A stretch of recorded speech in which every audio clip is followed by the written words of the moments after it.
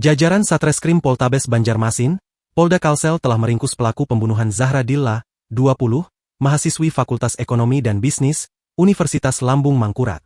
Terduga pelaku yang dikabarkan seorang oknum polisi berpangkat Bribda berinisial S ini dihadirkan oleh petugas saat rilis di Mapolres Banjarmasin, Jumat, 26 Desember 2025.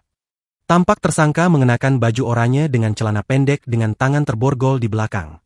Saat ini rilis kasus pun tengah dilakukan oleh pihak kepolisian termasuk motif dan kronologi kasus pembunuhan yang menggemparkan Kalimantan Selatan ini. Sebelumnya, kasus penemuan mayat perempuan di saluran air atau got di kawasan Simpang 4 Sungai Andai, tak jauh dari gedung kampus TISA, Banjarmasin, Rabu, 24 Desember 2025, pagi, akhirnya menemui titik terang.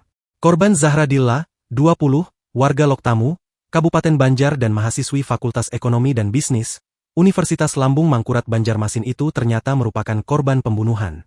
Informasi beredar, pelaku pembunuhan mahasiswi akuntansi ULM semester 5 yang diamankan tersebut diduga merupakan oknum anggota polisi di Kalsel.